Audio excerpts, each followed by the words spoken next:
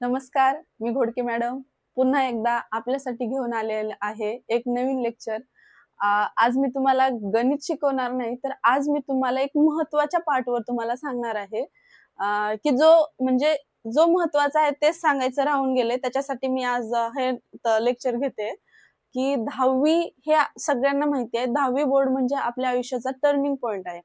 मग या 10वी बोर्डचा आपल्याला अभ्यास कसा करावा लागेल आणि 10वी बोर्डच्या मार्क्सवरच आपलं पुढचं भविष्य ठरलेलं असतं. त्याच्यावरच आपण विचार करतो की मी कुठे जाईल किंवा कोणत्या शाखेला हे घेईल, ऍडमिशन घेईल, हे आपलं 10वीच्या मार्कवरच ठरलेलं असतं. तसंच 10वीचे मार्क्सच असे असतात की जे आपलं म्हणजे भवितव्य घडवतात.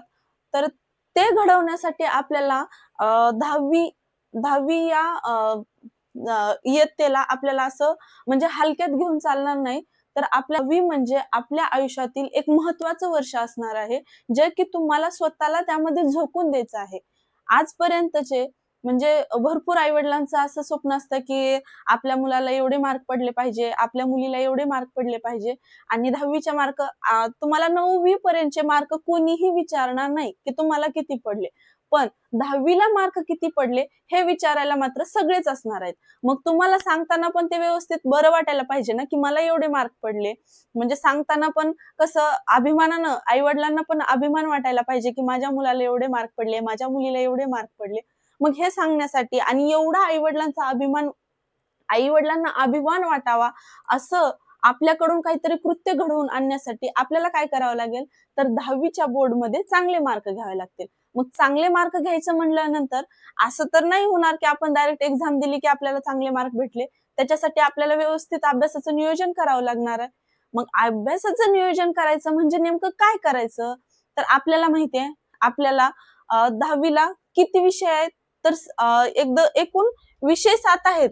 पण हे काय होणार आहेत, विषय 7 आहेत, परंतु एक्झाम किती 6 विषयाची होणार. म्हणजे कसं, आपल्या हे जे 3 विषय आहेत, मराठी, हिंदी, इंग्रजी हे भाषा विषय आहेत. आणि भाषा विषय किती होणार आहेत, तर 300 मार्काला आपले भाषा विषय होणार आहेत. आणि इतिहास राज्यशास्त्र आणि भूगोल अर्थशास्त्र म्हणजे हे सामाजिक शास्त्रामध्ये मोडले गेलेले आहेत. आणि हे 2 विषयाची एकत्र परीक्षा होते आणि ते किती होणार आहे, इतिहास आणि राज्यशास्त्र हा 40 गुणाला विचारणार आणि भूगोल आणि इतिहास आणि राज्यशास्त्र 40 गुणाला आणि भूगोल व अर्थशास्त्र 40 गुणाला हे असं येणार. आणि इंटरनल आपल्याला म्हणजे आपल्या शाळेतून जे आपल्याला मार्क भेटतात ते किती असतात, 20 असतात. पण हे 20 मार्क तुम्हाला 20च देतील का, तर याच्यावर पण आपल्याला गॅरंटी नाही. का गॅरंटी नाही, तर जर तुमचा म्हणजे सुरुवातीपासूनच अभ्यास चांगला असेल, म्हणजे तुमचे युनिट टेस्टचे मार्क जे प्रथम चाचणी होते, द्वितीय चाचणी होते, त्यामध्ये जर तुम्ही म्हणजे 20 मार्काची जी चाचणी असते त्याच्यामध्ये 19, 17 म्हणजे 18च्या पुढे 18, 19, 20 इथपर्यंत मार्क घेत असाल आणि प्रथम सत्रामध्ये जर तुमचे मार्क्स चांगले असतील, तर शिक्षक पण तुम्हाला देताना हे 20 पैकी 20 नक्कीच देणार. मग त्याच्यासाठी तुम्हाला सुरुवातीपासून म्हणजेच जी प्रथम चाचणी होते तिथपासूनच तुम्हाला अभ्यासाची चांगली तयारी आणि चांगले मार्क हवेत. तर मी तुम्हाला सांगते. आणि यानंतर जे आपले 2 विषय गणितामध्ये कोणते कोणते विषय आहेत, तर बीजगणित आणि भूमिती हे आपला गणिताचा भाग 1 आणि भाग 2 आहेत. तर बीजगणित 40 मार्काला विचारणार, भूमिती 40 मार्कला विचारणार आणि इंटरनल 20 मार्क. तसंच विज्ञान आणि तंत्रज्ञान याच्यामध्ये पण काय आहे, विज्ञानाचा भाग 1 आणि भाग 2 हे 2 भाग आहेत. भाग 1 हा 40 मार्काला विचारणार आणि भाग 2 हा 40 मार्काला विचारणार आणि इंटरनल काय असणार आहेत, तर 20 मार्क असणार आहेत. तर असे मिळून आपले काय होणार आहे, तर टोटल 600 मार्कची आपली एक्झाम होणार आहे. किती, 600 मार्क्सची आपली टोटल एक्झाम होणार आहे. मग आता काय निघालंय, तुम्हाला माहिती आहे, एक्झाम जरी 600 मार्क्सची असली तरी आपल्याला बेस्ट ऑफ 5 हे मार्क घेणार. म्हणजे या 6 विषयापैकी या ज्या 6 विषय आहेत, हा दोन्ही मिळून एकच विषय आहे, मराठी, इंग्रजी, इतिहास. हे जे आहे ना, इतिहास आणि भूगोल हे दोन्ही मिळून एकच विषय आहे.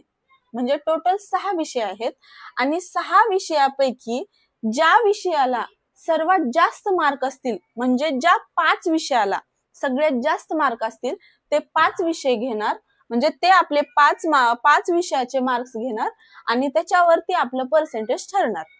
समजलं?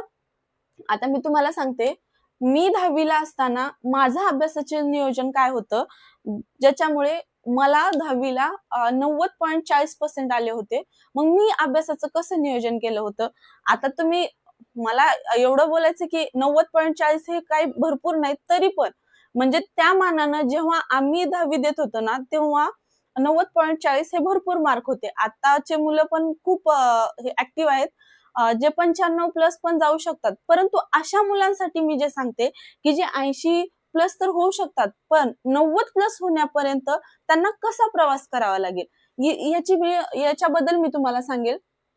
तुम्हाला मी सांगते, मराठी, हिंदी, इंग्रजी हे काय विषय आहेत, तर हे भाषा विषय आहेत. आणि भाषा विषय असा विषय आहे की ज्याला ना वाचन आणि पाठांतर या गोष्टीची गरज असते. मग या विषयासाठी तुम्हाला काय करावं लागेल, एक सेपरेट म्हणजे तुम्हाला 10वीच्या अभ्यासासाठी एक स्वतःचं सेपरेट वेळापत्रक तयार करावं लागेल. म्हणजे 1 वर्ष तुम्हाला स्वतःला अभ्यासामध्ये झोकून द्यावं लागेल. या 1 वर्षात तुम्ही जे काही करणार ते तुमच्या परीक्षेच्या म्हणजे 10वी बोर्डच्या निकाला